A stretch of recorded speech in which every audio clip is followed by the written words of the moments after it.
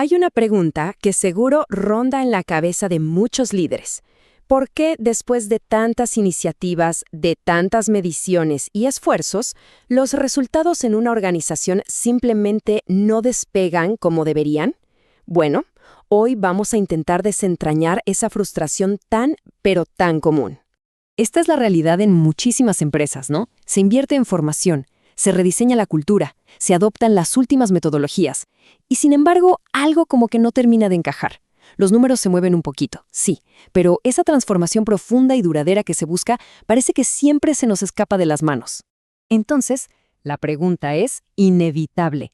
Si las intenciones son buenas y las herramientas son de punta, ¿qué es lo que está fallando? La respuesta, la verdad, es bastante sorprendente y nos obliga a cuestionar no lo que hacemos, sino el porqué fundamental que está detrás de todo. Para llegar al fondo de esto, tenemos que mirar más allá de las herramientas que usamos. Hay que excavar, llegar a los cimientos, y es justo ahí donde vamos a encontrar una desconexión fundamental. A ver, el problema no es que nuestras herramientas como las encuestas de clima o las plataformas de aprendizaje sean viejas, para nada. El problema real es que están construidas sobre una idea del ser humano que la ciencia simplemente ya dejó atrás. No se trata de actualizar el software, se trata de actualizar nuestro paradigma. Y esta es la pregunta del millón, la que muy pocas organizaciones se atreven a hacerse en voz alta. ¿Y si todo nuestro sistema de gestión está construido sobre una idea equivocada de lo que significa ser una persona? ¿Será que estamos aplicando una lógica de máquina a la increíble complejidad de la gente? Vamos a explorar un poco más este desajuste, porque el modelo humano de la gestión tradicional es básicamente una reliquia de la era industrial, y la verdad ya no se sostiene si lo comparamos con lo que la ciencia nos dice hoy. El conflicto es clarísimo.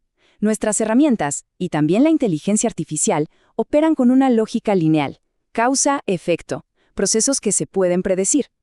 Pero las personas somos otra cosa. Somos sistemas complejos, emocionales, relacionales. Intentar gestionar esa complejidad humana con una lógica lineal es como querer meter una pieza redonda en un agujero cuadrado. Simplemente no va a funcionar. Y este desajuste crea lo que se conoce como el vacío invisible. Suena familiar, ¿verdad?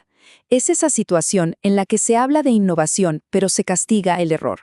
O se promueve la autonomía, pero se exigen microreportes para absolutamente todo. Este vacío no es culpa de la gente, es el síntoma de un paradigma que ya no da para más. Por eso mismo, traer una nueva herramienta o una nueva metodología es como cambiar los muebles en una casa que tiene los cimientos rotos. No va a resolver el problema de fondo. Lo que realmente se necesita es reconstruir esos cimientos con una nueva forma de entender, un nuevo saber. Pero aquí viene la buena noticia. No hay que inventar nada. Este nuevo fundamento ya existe, y no es otra moda de gestión pasajera. Es conocimiento puro y duro, basado en décadas de ciencia rigurosa. Veamos de qué se trata. Este nuevo paradigma se sostiene sobre dos pilares científicos gigantes. El primero, la neurobiología del conocer, que en pocas palabras nos enseña cómo nuestro cerebro construye la realidad que vivimos. Y el segundo, la ciencia de la comunicación, que nos muestra cómo usamos el lenguaje y las emociones para crear nuestros mundos sociales y, por supuesto, para colaborar. Y ojo, esto no es pura teoría académica. Es conocimiento aplicado, desarrollado por décadas en el laboratorio Episteme Chile. Ellos son una institución que se ha dedicado a construir un puente entre la ciencia de vanguardia y los desafíos del mundo real de las organizaciones. La solidez de este enfoque viene, claro, de sus fundadores, científicos de talla mundial como el biólogo y filósofo Humberto Maturana. Su misión ha sido clara: cerrar esa brecha enorme que existe entre lo que la ciencia ya descubrió sobre nosotros y las prácticas, a menudo obsoletas, que todavía se usan para gestionar equipos. Y aquí está la gran oportunidad. No se trata de reinventar la rueda, para nada. Se trata de tener la valentía de usar lo que la ciencia ya nos dio.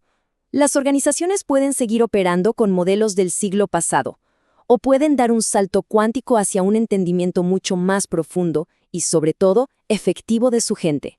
Entonces, ¿cómo se empieza a aplicar esto? no con un manual de instrucciones, sino con preguntas.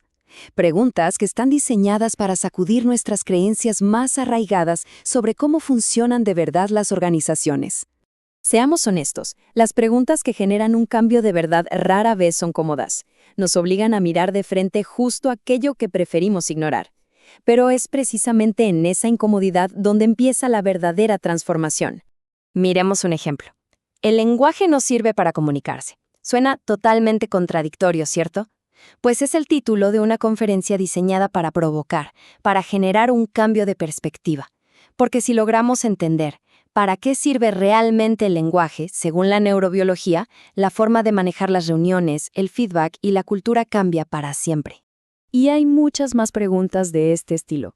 Por ejemplo, miremos la última.